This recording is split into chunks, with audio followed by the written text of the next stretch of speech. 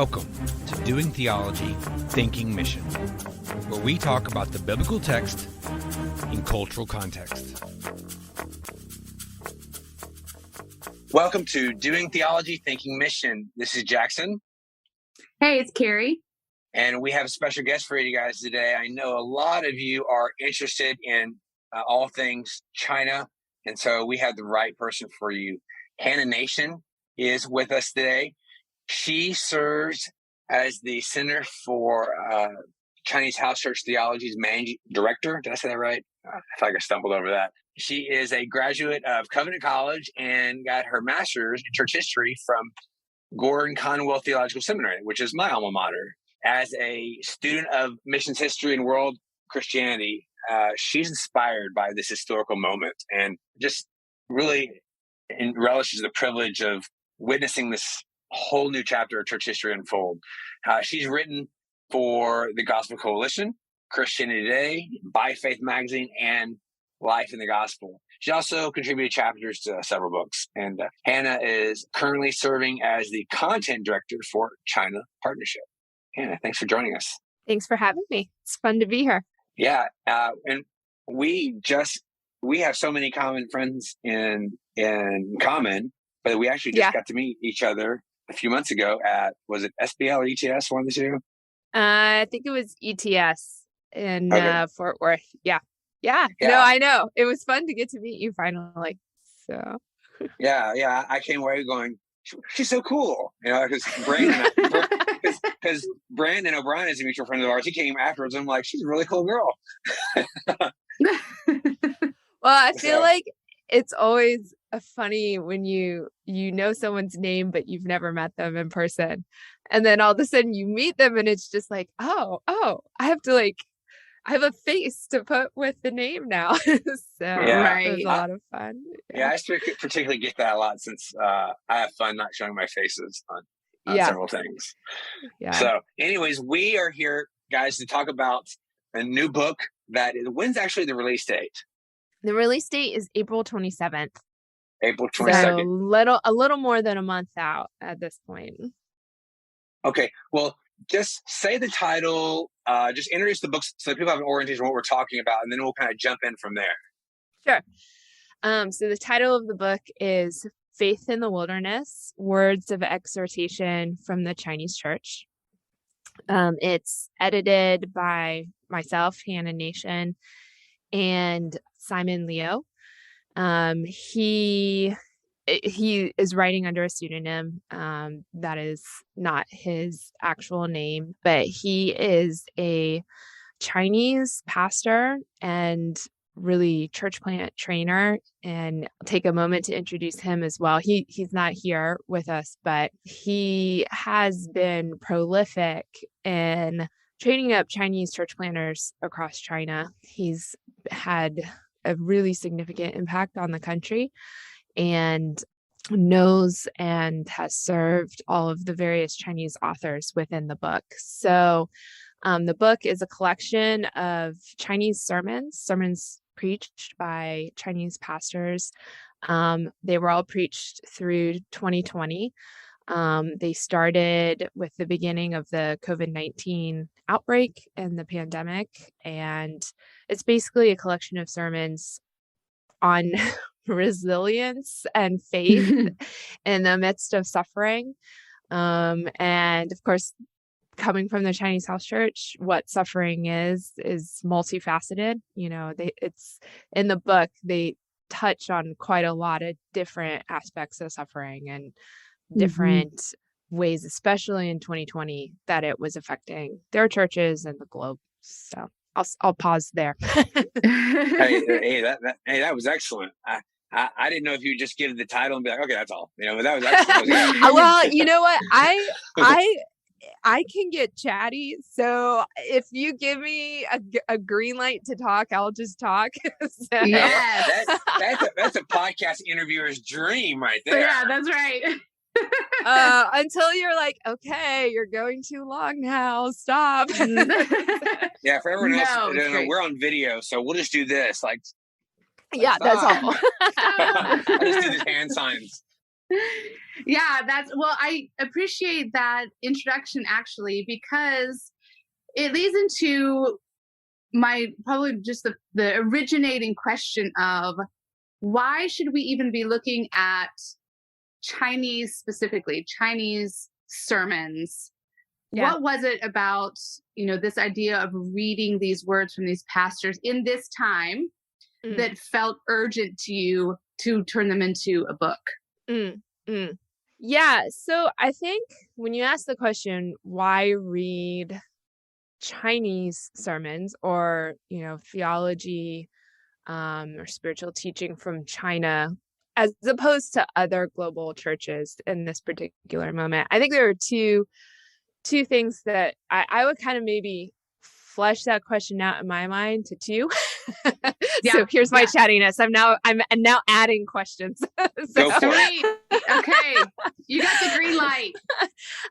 So I think there are two questions. The first question is why China?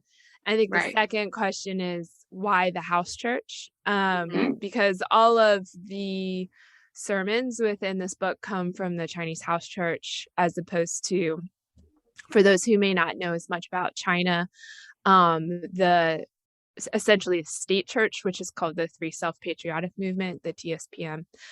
So I think, the first question, why China? Well, on a very initial level, if you're talking about a book of pandemic sermons, I think everyone's mind is going to go to China. And if we're going to take time to kind of sit at the feet of those who put a lot of spiritual thought into the pandemic, those who were there on the front lines of it before it spread globally, it's a very natural place to start.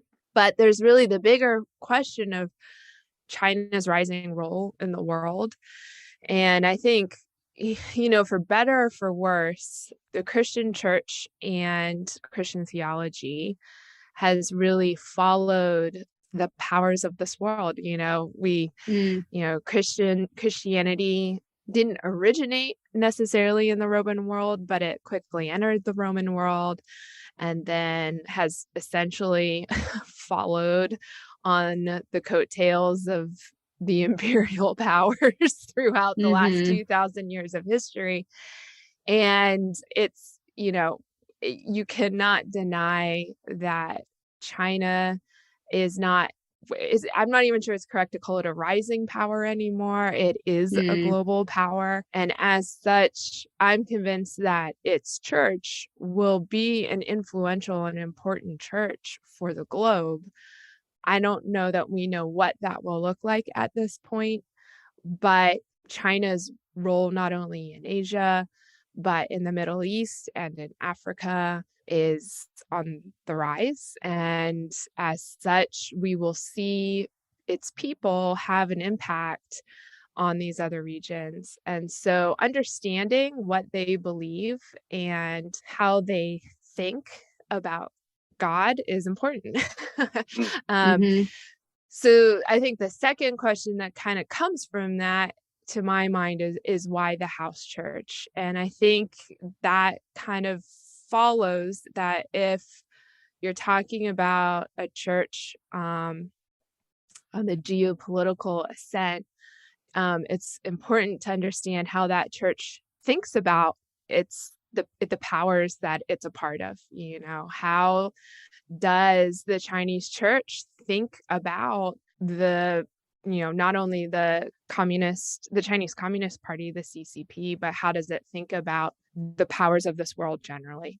How does it think about the church's interaction, not just with the state, but the church's interaction with power? And I think the House Church's thoughts in particular are important to listen to because it's larger than the state church, and it's also going to have a different perspective than the state church. I think it's also harder to find those voices than other Christian voices within China. It's harder to access their theology. It's harder to publish their theology. And so I think particular attention has to be given to it so that we ensure its voice is heard, So, and I think kind of one of the questions that I was mulling over before getting on with you guys is, it's important to think about listening to voices on the margins of Christianity. I think that it's an interesting question of whether we can really, how much longer we can really call Chinese House Church Christianity the margins of Christianity, right? Right. I think it feels that way to us because we've seen ourselves as the center for so long. But numerically and in terms of global influence, eventually I would say we need to stop thinking about the need to listen to them because they're marginalized, to thinking about we need to think about listening to them because they're now the center. They are our leaders, whether we recognize it or not.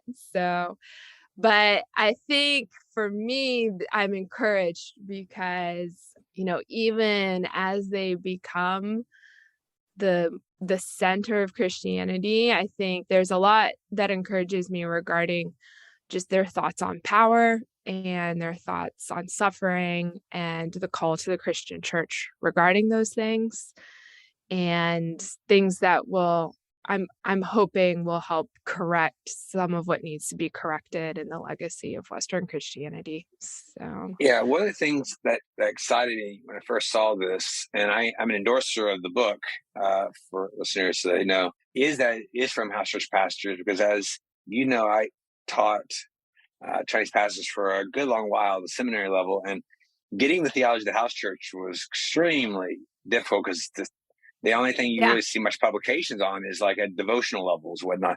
And that was what motivated a lot of my writing, is that, and even the pseudonym was that I wanted to give them a voice and represent their thoughts as best as I could.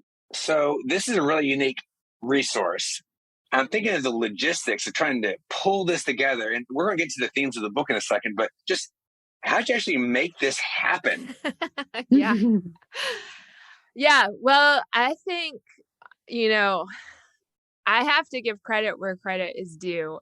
This was a team effort, and really all the work that we do with the Center for House Church Theology is a team effort, like a larger team than can be put on the names on the book. So it's one of the things that I love about my job is that it's really not kind of just like the one author sitting in a room coming up with a manuscript by myself.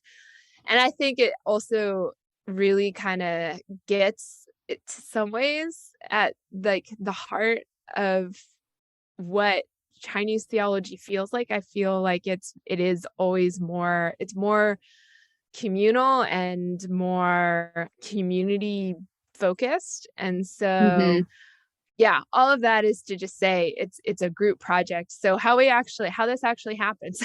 So we have really basically over the last 10 years, I think it's taken us about 10 years to put together the channels of communication that are required, and also just the trust. So I started working on projects like this with books like this in mind roughly 10 years ago. And it's taken us this long to really kind of cast the vision and build trust. And so what happens is essentially we rely very strongly on Chinese counterparts to tell us content they think is the most important. And so, which I think is important because we want to be publishing what's close to their hearts. We don't want to just be the outside foreigner who comes in and kind of assesses things and says, this has value and this does not have value. We want to finding the sweet spot where they are saying, we recognize this has had value for us within our Chinese communities. And then we're able to look at that and say, here's what we think can speak beyond that to the Western context or the global context.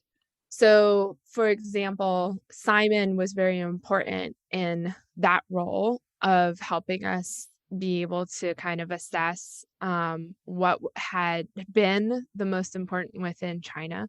Beyond that, then we have a whole team of translators, and we have a translation manager. His name is Ryan. He is incredibly gifted by the Lord.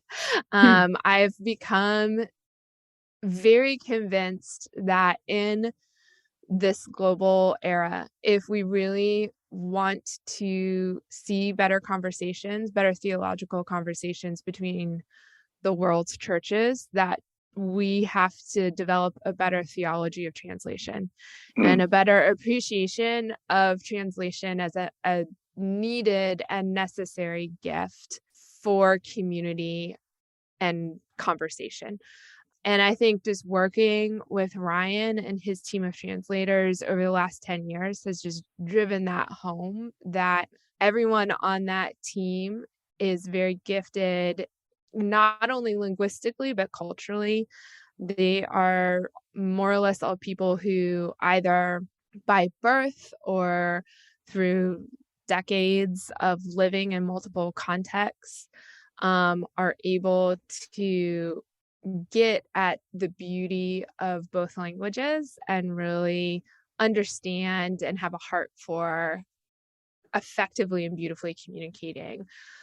So that then goes through the translation team and they work on it. And basically what then eventually lands on my desk is like the raw transcripts, because these were originally preached as sermons. And I can talk more about the backstory of what was happening to produce these sermons in a moment. But I essentially get the raw transcripts of these sermons. And it's my job then two things: to decide what actually goes in the book, because we translated probably almost twice as many sermons as ended up in the book. And so there was kind of an extended process of thinking through what actually fits coherently together, what kind of theme we could come up with, how to have a flow to the book so it wasn't just a completely random selection. But then also, just as you can imagine with anything where you're taking a content that's delivered verbally, it contains a lot of stylistic language that isn't natural for reading. And so there's just a process of removing redundancies, removing kind of rhetorical like questions or ploys or stuff like that. And I think it's something that I've now worked with this content for, I said, about 10 years. So I've started to gain familiarity with a lot of the speaking patterns and what can be removed without losing the integrity of the original sermon. But it's always an interesting process to go through. So, and then, so it's a long process. It's lengthy. We started working on this in 2020. And so, from start to finish, it was over 2 years of working on it. So, that's a lot. I appreciate your words about the gift of translation, because I think of so many times in just simple words that I would be using when we were living in China, and I would have friends that go, "Yeah, that's the right word," but it has kind of a little bit of a negative connotation to our ears. So there's a yes, that is correct, but, and so that it takes just a lot of deciphering, I think, in layers and layers of the translation process. So hats off to you for work. And you're right, working with a team, right? And getting to kind of a final product where everyone agrees, yes, this is what was being communicated. Well, and we actually we have probably a more intense translation process than is common too, because we do two rounds of translation.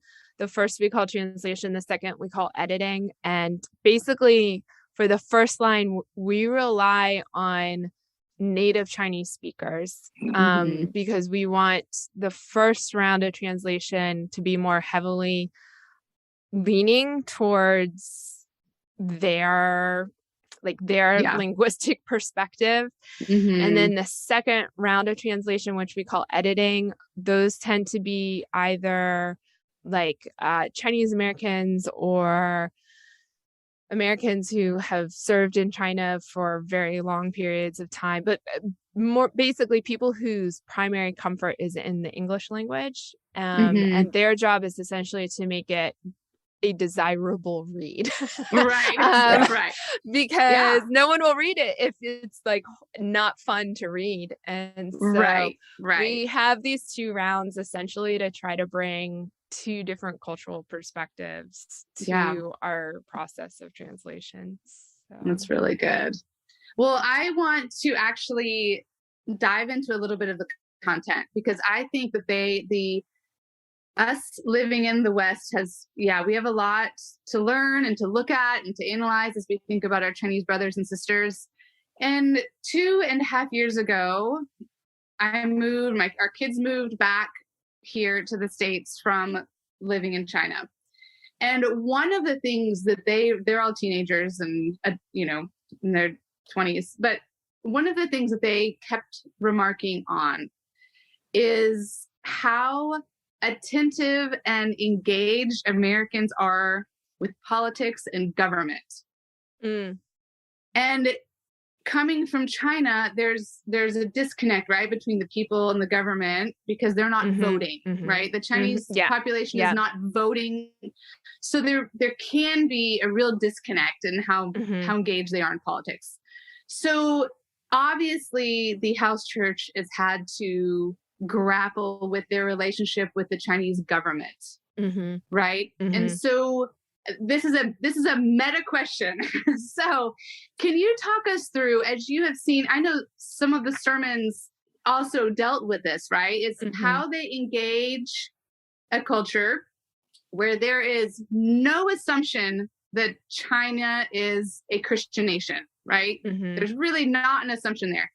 So when you kind of look at the House Church grappling with the government issues and politics, and maybe comparatively the U.S. Church, where there's still a large percentage of people who believe this was a Christian nation, and maybe comparing the 2 and how we're looking at the way that those 2 church groups are wrestling with those issues. Oh, yeah. It's such an important question. And it's, this is where you could really get me talking forever. I have to be like, okay, your time is up. Yeah, I agree with you so much that the difference of like enfranchisement versus disenfranchisement is so big in forming these church cultures. And I feel like it's something that I've been wrestling through for the last couple of years as I've been working on this book and another book coming out later this year. And I think it's probably more important than like I can even wrap my head around. Like currently is just this question of like, how much does the fact that like I vote impact how I think about these questions? Right. So, yeah. So I think that, I'm trying to think about how to dive into this question. Okay. So I think that there's probably a couple of things. I think that a couple observations that I've made, and maybe I'll kind of feel like maybe to kind of give some like legs to the conversation, I'll talk specifically a little bit just about like the realities of the pandemic and the differences I saw between how a lot of the house churches were responding to their government and the regulations put on them, not only because of the pandemic, but also just the increased pressures and persecution of the church that the pandemic has given the church or the CCP the ability to do. But I think it's a thing that I always find myself wanting to say to people, in the West when they start talking about the house church is that, I don't know anyone from the house churches who does not desire to be a very good citizen. Mm. They love their country a lot. Chinese really love China, Mhm. and that Yeah. includes the Christians. Yeah.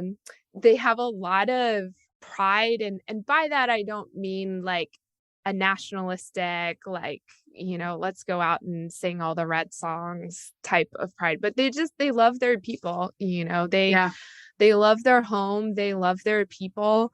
They're proud of the thousands years old history that China has. And I think they love the Chinese language. Like, they just love China. And I think that it is very easy in the Western mind when we think about like a persecuted church to think like, oh, these people must have so much anger towards like their government, or like so much anger towards their country for persecuting them.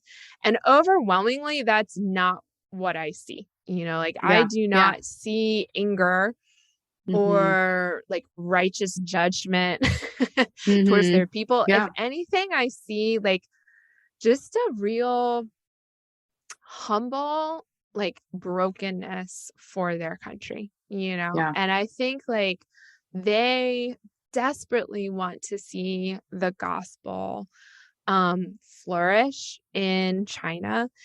And they don't want to see the gospel flourish in China because of some like triumphal, like we won China mentality. It really comes from this like place of like, we love our home and we want to bless it. And we really Mhm. see the gospel as the biggest blessing we can give to this place that we love. Mhm. And so I think with the pandemic, they have been like exceedingly willing to comply with the whatever regulations have been put on them, for the sake of maintaining, the safety of their neighbors. Like there Yeah. has not been a sense of like antagonism between Christians and their government through the pandemic. There has really been a sense of we want to serve. And when the initial lockdowns were happening, there were just huge Christian responses among the house churches to go out and to seek ways to serve their cities in the midst of this pandemic.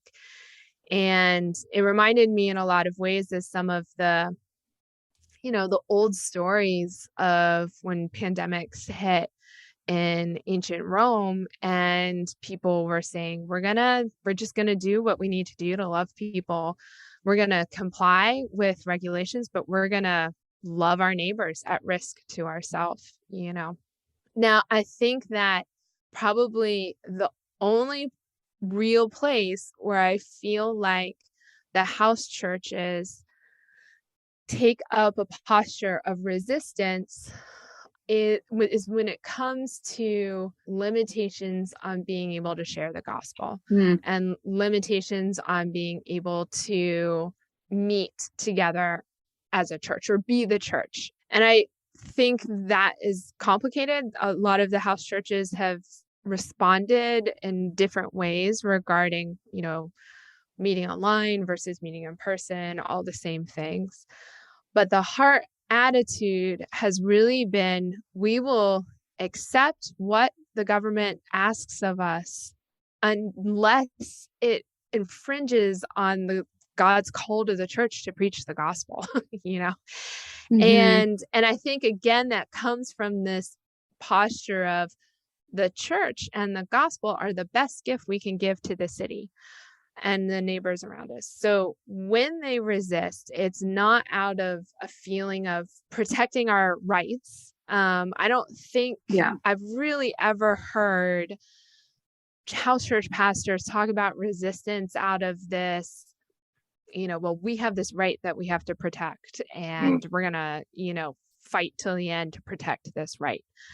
When they resist, it's out of this belief that they are resisting because it's their job to preach. And if they don't preach, then people can't hear about Jesus. And the problem of persecution is not that it's hurting them.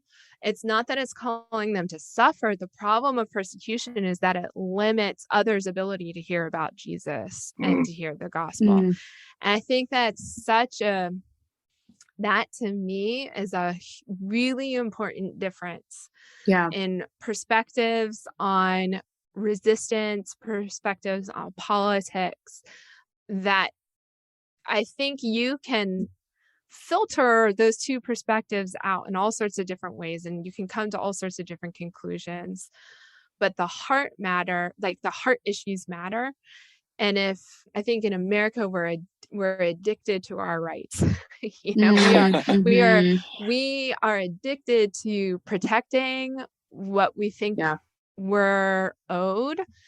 I think in religious language, we really sometimes think that if those things are taken away, we will not be able to share the gospel, and that we have to have certain things in order to share the gospel.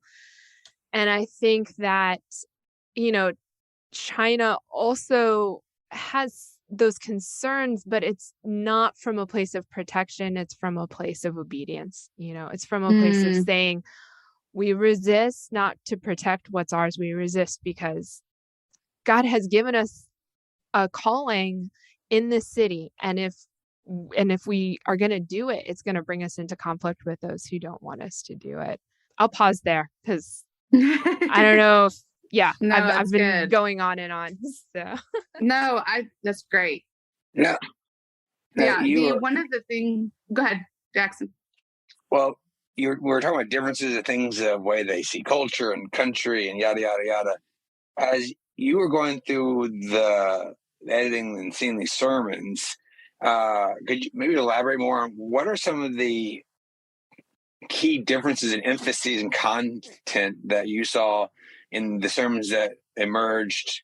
I mean, really organically. They weren't written for a book, so you're really getting a nice sample of stuff, even things that you didn't get in the book, but you read so much. What are some of those different emphases and content that you saw here that you probably wouldn't expect to see in a book of sermons in the States?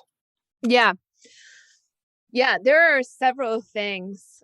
Well, and maybe I'll real quick tell a little bit more of the story about what led to the sermons. So not necessarily what I was talking about earlier with how the book came about, but so basically at the beginning of 2020, there was a convention for Asian leaders. It was held in Malaysia, and it was not just a convention of house church pastors, but more than half of the attendees were house church pastors.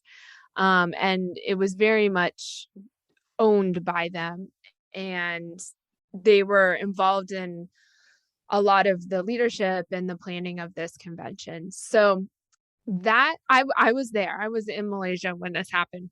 I was involved with this whole convention. And basically what happened, so that was end of January, beginning of February, about a little less than a week before the convention began, the Wuhan lockdown took place. And so we were anticipating about 5,000 Chinese house church pastors and leaders coming from China to Malaysia for this convention. And, of course, this is just now this huge question of A, what's happening? And B, can anyone come?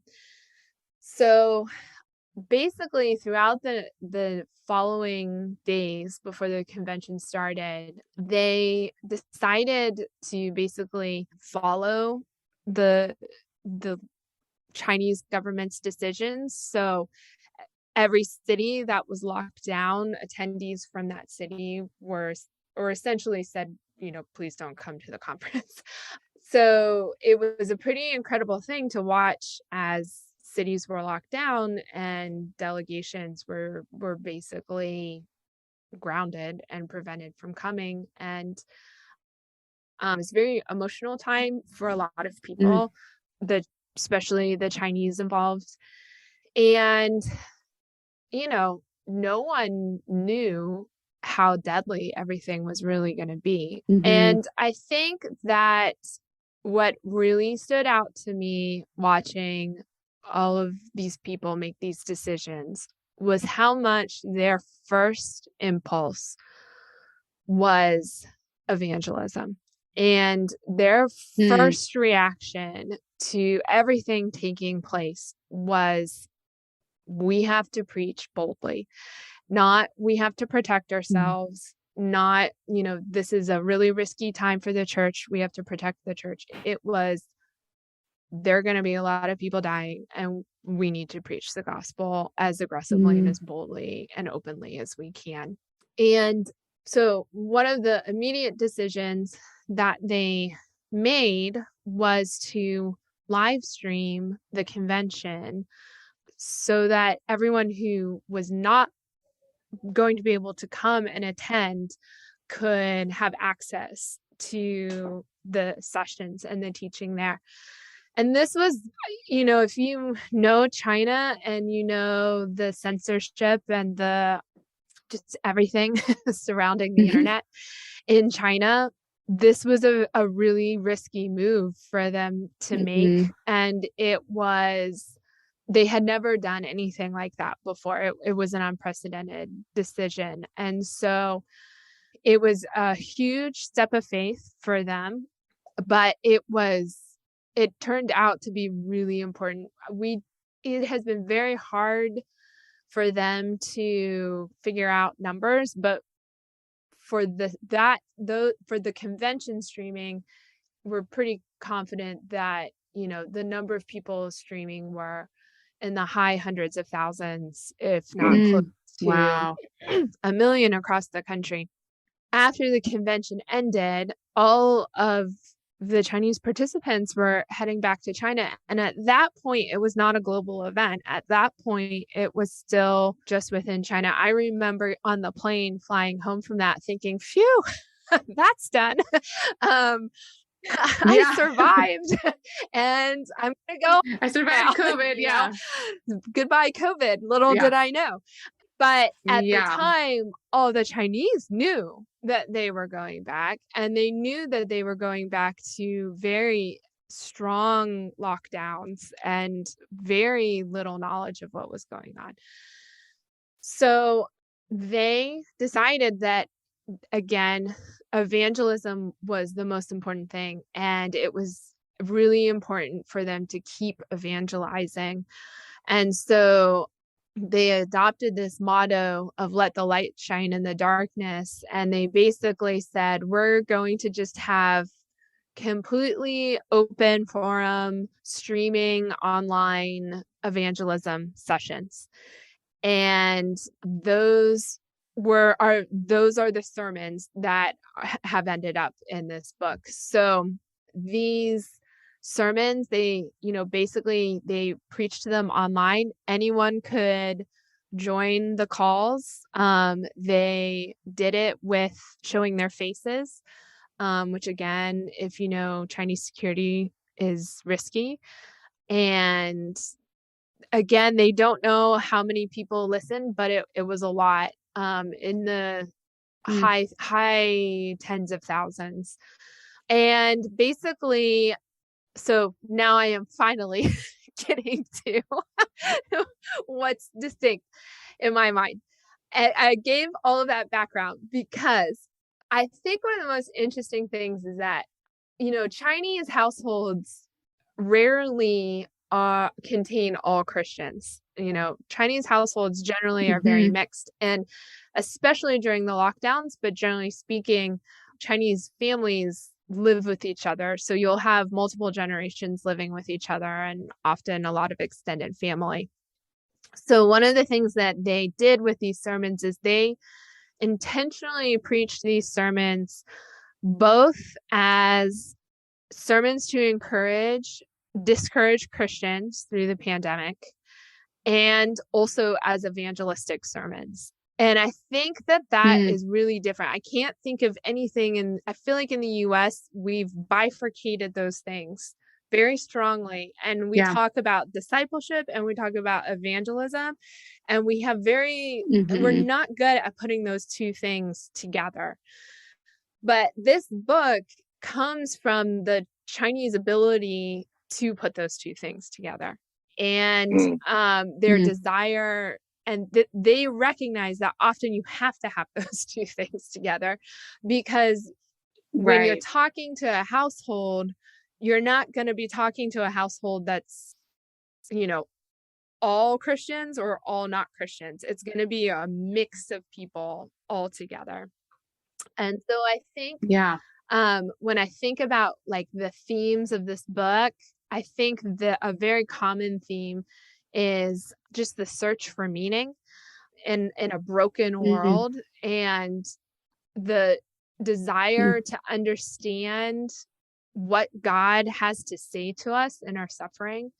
And I think that both of those things those are great themes to speak on when you're trying to bridge that discipleship and evangelism kind of gap that we have in the US. Because whether you have accepted Christ or not, we all continue to live in suffering in this world. And we all continue to struggle to know how to live with that and how to make sense of it. And especially, I think, in the Western world, where our discipleship has had very little to do with suffering, we've generally focused more on issues of purity or issues of theology rather than faithfulness in the midst of suffering. And so I think that that's just such a key theme throughout the book. And I've thought even to myself, I would like to give this book to some of my friends who are not believers and just see how it sits with them, because the content was initially preached for people who were on both sides of baptism, Yeah. I think another key theme through the book is just kind of the end destiny of man. If you're getting theological, there's a lot of eschatological stuff in it, a lot about where we're going and, what our end goal is. And that's also a very common topic in a lot of the stuff that I work with from China these days. They're thinking about that question quite a lot. Would you say you just said that they're thinking about that question a lot. Would you say that is a trend among the house churches or just the population at large? Oh, it's for sure a trend among the population at large. It's a large population, and I don't think everyone is like super thoughtful about it. But I think that we have more in common with, especially urban Chinese. I think urban Americans have more in common with urban Chinese than they probably realize. They come from a place of disillusionment and a place of materialism and just digital consumption. And so I think these kind of big questions of, what are we here for and where are we going? Even though we come from such different backgrounds in our traditions, we're both in these very secularized, urbanized, digitized worlds. Yeah. And so I think those big questions are common among both the West and China. Yeah. And, places where, we really can hear what they say and resonate with it. It doesn't feel foreign when you read their reflections on destiny. Yeah. I want to share a project with you that demonstrates how the work of Mission One makes communities more like the kingdom of God. Mission One walked alongside our partner organization in Nepal to create and implement plans that help the community discover for themselves the transforming power of Jesus. These people went from living in caves with poor sanitary conditions to living in a village in a location with a smaller chance of landslides. Then they created a shared economy centered around goat husbandry. Sanitary conditions have improved and continue to improve.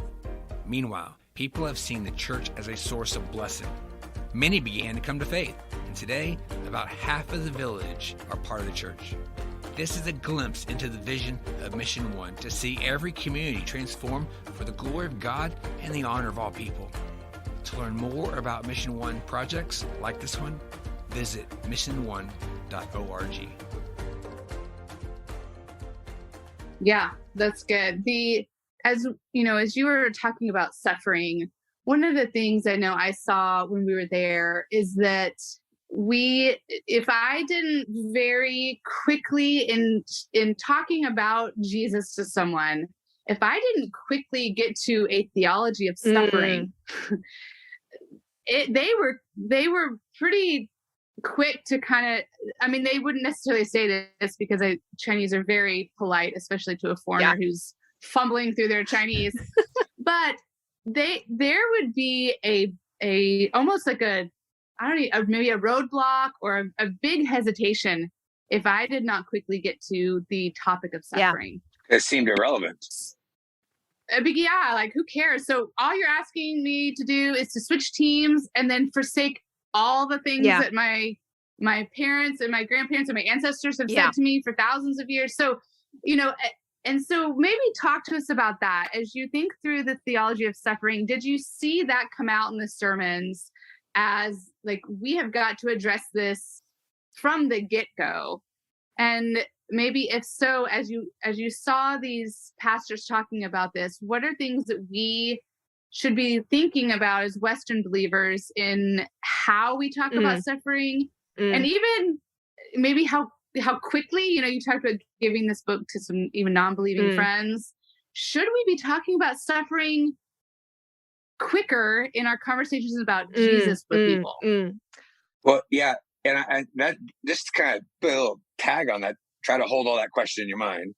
But I'll just say this to people from my time in China is that, a lot of people think when you evangelize, don't talk about the suffering part. Like we'll tell them later after they accept all the good stuff. Yeah. And then we'll go, oh, by the way, you're going to suffer. Yeah. And it's like, oh, it's like a bait and switch. Yeah. Whereas like I learned pretty quickly, like I'm going to throw that out in the front because I didn't want to end this easy believism. Yeah. Jesus did that, very much so. So go ahead. Yeah. I absolutely think we need a better language of suffering in the Western church, for sure. And I also think we need it in our evangelism. And I think it is, comes down to the question, is there anyone in this world who's not suffering? Is there anyone in this world who doesn't already intimately understand suffering? I think we can fool ourselves into thinking there are people in the West because we live in the most wealthy, opulent culture ever. And maybe not ever. I don't know. Maybe somewhere in time there was someone more opulent than we are, but it's hard for me to think so.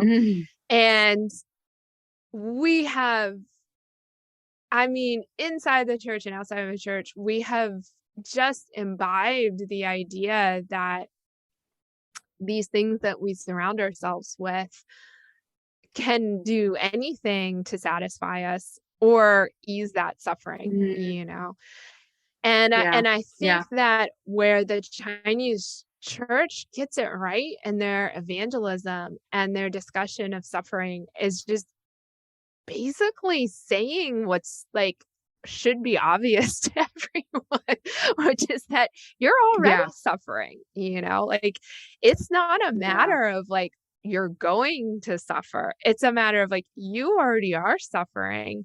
Do you have a way to deal with that? Do you have something outside of yourself, bigger than yourself, that can deal with the reality you already live in, And I think like I was just looking through the book again before we got on, and I think that really is, I think, the question that they're kind of asking over and over again in all of these sermons is, be honest with the reality that you live in, and figure out what you need. And again, that's, I think, a message that can be common for both believers and non-believers, but I think that they absolutely deal with suffering throughout it.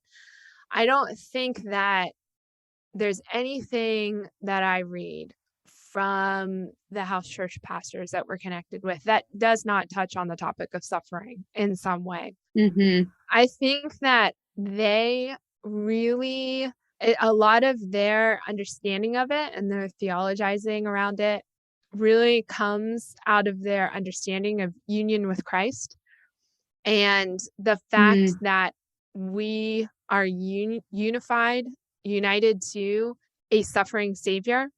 And this is not from the book. This is from a woman, and this was an interview that we did with her separately, but she has this line that it just rattles around my brain all the time, but she just talks about how the servants are not above the master. The disciples are not above the master. And if you look at our master's life on earth, it was marked by suffering. And we like to talk about union with Christ when it comes to all the benefits that it gives us. And it gives us those benefits for sure. Right. But it also requires of us union with his suffering, and that's a hard thing for Westerners to sit with. It took me. We want to be on. We want to be on the A team. We want to be like, hey. we want to be on Team Jesus when he's like serving bread and fish and doing the turning miracles. over the tables and being all righteous and angry, But like, no one's like, like I'm united with the Savior who like had nowhere to lay his head, like right. And I think like in the last year, as I've been writing and speaking and thinking about all of this a lot more, like I've just gone back and been reading a lot of Paul's words about how the church fills up the afflictions of Christ, and those are sobering, spooky statements, but I think that the American church needs to become reacquainted with these ideas, that we are victorious in Christ. Absolutely. We are also sufferers with Christ, and it's part of our identity. It's not something that just happens a little bit when we get cancer and then we move on. The entire Christian life is one that's marked with suffering, and it can look different for different people. It's not always persecution. Right. It's not always physical suffering. I think mortifying sin can often look like suffering. Living in community can look like suffering. We all, and maybe that's like what the American church, where we can be like, yes, living in community with each other is suffering. But yeah, I mean, pick your form of suffering, but yeah, it's the call of the Christian to live it out. So and I think what you're saying too is that because we in the West tend to not address it up front, when a more dramatic suffering wave hits us, we kind of get pushed back and bowled over by it because we weren't prepared. I mean, I even think of, and this is maybe a horrible analogy, but here we go. It's one of the whole reasons we do marriage counseling. Is because we say, okay, in marriage, you're probably, finances are going to be a problem. Maybe you have crazy in-laws. We kind of put up these flags along the way for people to be aware of. Mm-hmm. But then when we look at discipleship, we're like, well, Jesus, and we kind of slap them on the behind and send them out to play the game. And so there's not like as much of it. You think about the amount of preparation we do just for marriage, most people, at least in the church, as we think about like the hard parts, or maybe the parts that will make us struggle, but also the good, healthy parts. And for the most part, we equip ourselves for the good and the bad in marriage. But I think when we don't equip new believers, especially with, hey, this is going to be tricky. Their legs get knocked out from under them really quickly. And I think that we see that happening a lot. Yeah. I think like sometimes I think we've just maybe like lost the power of the idioms that we actually use. So, I mean, like we talk about being crucified with Christ, but like crucifixion hurts. Like it's not a like happy clappy thing when we talk about being crucified with Christ. Like, and that's what I think, like, and maybe just sometimes like this is one of the reasons why we need the younger, newer churches. Like we need their voices. Cause like, I think they hear crucified with Christ and they're like, wow, that sounds really hard. Like it's like they're hearing it like for the first time, so they hear the words more, Right. I think sometimes in the West, like we've had these images for so long that we can trivialize them, right? And like, well, Western culture, the church. Sorry, go ahead. Well, in Western culture, the church and the broader culture have been so enmeshed, so married for so long. That's like, well, it may be that we get crucified with Christ, but if we could be saved, I mean, wouldn't that be better? It's like, it's just like, well, that was a previously necessary, not really applied to now. Yeah, I appreciate that. Yeah. So, okay, maybe one last question. You've been really generous with your time, Hannah. So sure. This kind of last part you wrote in the book, there was one of the sermons was talking through Daniel. And in it, this line stuck out to me. I wanted to hear your thoughts.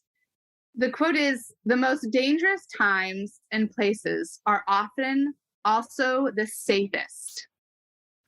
So I think this coattails well with the discussion we were just having maybe. But can you talk us through maybe what was going on when this pastor said that, and how you've seen maybe this idol of safety comparatively? Is there an idol of safety in China? How do we view that in the West?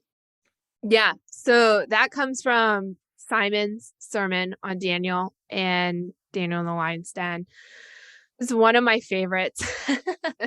Simon is he's a kindred spirit for me.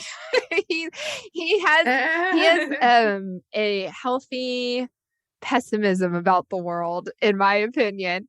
We have another book that we actually self-published a couple of years ago, and he has a sermon in that one in which he uses the analogy of like people devouring each other and like eating each other. And I'm just like going off on a tangent here. All of our it was very divisive among like our teammates, because some of them were like, what is he talking about? This is so dark. And I was just like, it's great.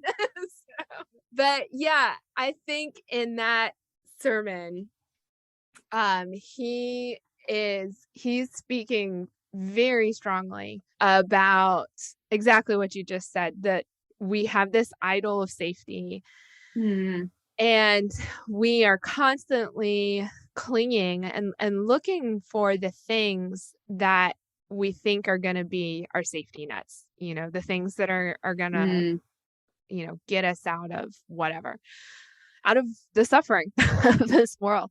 Yeah. And I mean, I don't think that idol is unique to any one culture. I think that all humans are constantly striving to find the thing that's going to make it all okay, and keep them safe. And I think it looks, the things that people cling to, the things that people decide are what is going to keep them safe. Like that varies from culture to culture and how that gets enmeshed in the culture. But that idol is common to all of humanity, And so I think that's a great example again of just how we have more in common with Christians on the other side of the world than we realize, and probably I think, the things that an urban college educated Chinese church member and an urban college educated American church member, like the idols that they would cling to are probably very similar, status, money, just comforts, all of those things are very relatable across these cultures, And so I think his words in that chapter are really applicable in a lot of different contexts. Yeah, I don't know if that was getting to your whole question. Yeah. No, that's that's good. I would love for him to be able to come on and unpack that more himself, because he always just has really amazing things to say. But yeah, he's a wise reader of cultures, especially the Chinese culture. And I think he's very good at reading kind of the collective cultural idolatries that are there. So. Yeah, that's good. There's a quote, I don't remember which sermon it was from, that really hits on some of these things well. It says, if you are always thinking about your own needs, then you are deserting God's way and betraying the gospel given by God. Yeah. Yeah. Like, ooh, that'll preach. Yeah. Yes. Yeah. Well, I just want to tantalize possible readers out there to see the meat that's in this book. Yeah. Well, and I think, to end on like a hopeful note, I don't think any of this hasn't been hopeful, but we've talked a lot about suffering. So,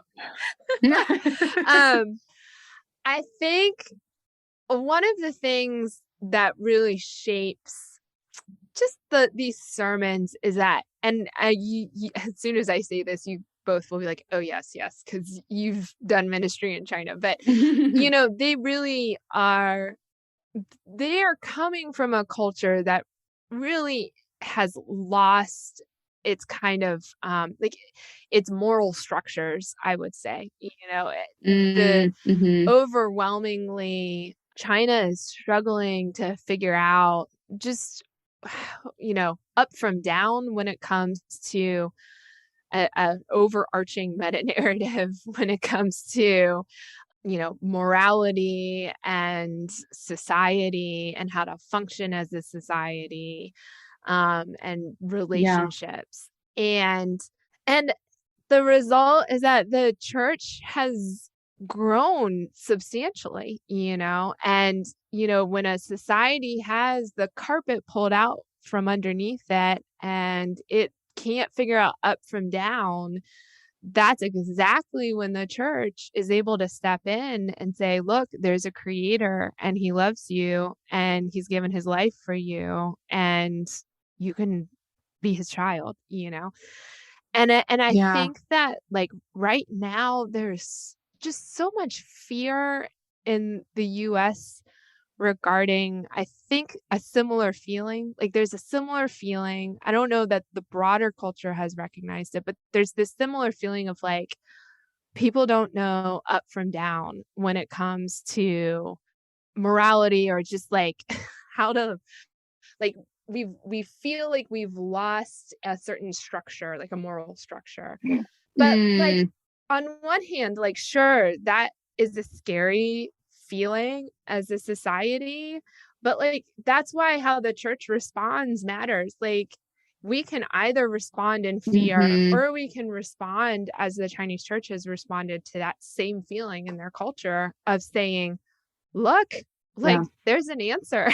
Like there is like and a creator who loves us and like has given us a way to know him, and I think that the fearlessness of the Chinese church is what makes it so effective. I think that's why the church is growing, because they are not responding to that kind of social upheaval out of this sense of fearfulness. They're responding out of this just love for their people and desire to give them a better answer, And I think that for me, sometimes, I also look at our country and I just think, what is going on?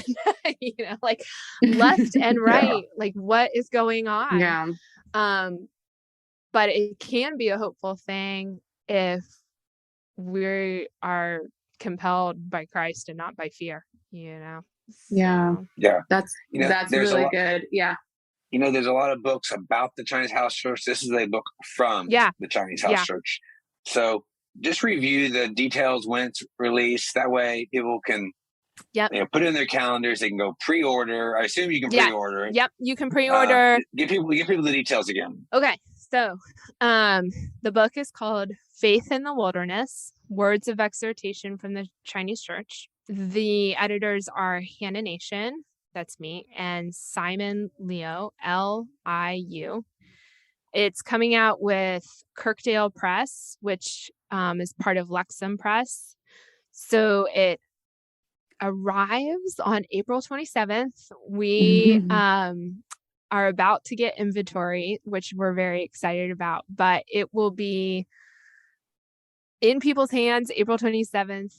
You can pre-order pretty much everywhere, wherever you like to buy books, you can find it there. So Faith in the Wilderness, if you just search for that, you'll find it. Rock on. So how can people connect with you, the Center for Chinese House Church Theology, support the effort? What can people do?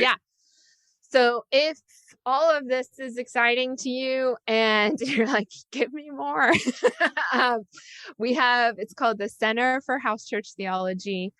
The website is just housechurchtheology.com. We have been putting out several kind of individual downloads on the website, which you can access. We also have been starting to do study guides for those because we're recognizing that a lot of this material is going to be really well suited for church small groups, kind of missions committees, Sunday school classes. Even we've got several college classes and seminary classes who are starting to use our materials. So it's really, if you're looking for material directly from the Chinese house churches, we're probably some of the first doing stuff like this.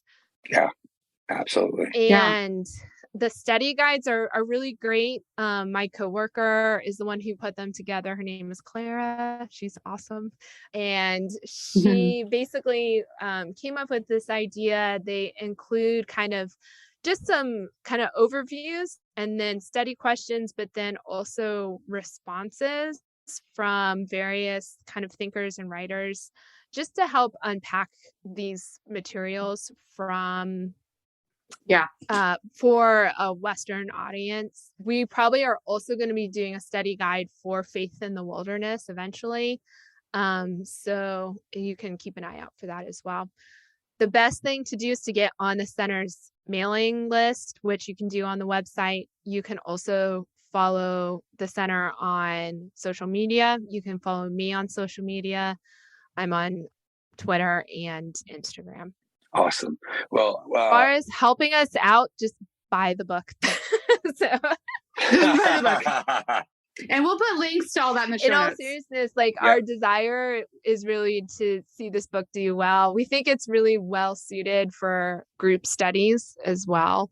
It's definitely a conversation starter. And so if you are part of a church or any kind of ministry and you're really looking for something to help people engage a perspective that's new and different from what you commonly get, but also still biblically rooted, you know, the way I like to say, it's not a different gospel, it's just a different idiom, you know, and that's a good way of putting it. And it's a really great conversation starter. So yeah. Well, I'm excited. Thanks so much, Hannah. That will all be in the study notes. And for you listeners out there, I definitely would recommend it. I am an endorser of the book. I highly recommend you go out there, order it, pre-order it. Pass this podcast along. We want people to know about this. Go to Apple Podcasts, Spotify, wherever you get your podcast. You know, forward it to people, subscribe to the podcast, put 5 stars. That really does help a whole lot. Thank you, Hannah, for joining us in this conversation. Thank you so much for having me. It's been fun. I'm glad we met. You bet. Last fall. Yeah, absolutely. And so I'll glad to see you next year at ETS. Yeah, we'll see. All right, everyone. Thanks for joining us. Pass along the word and keep the conversation going. Bye-bye.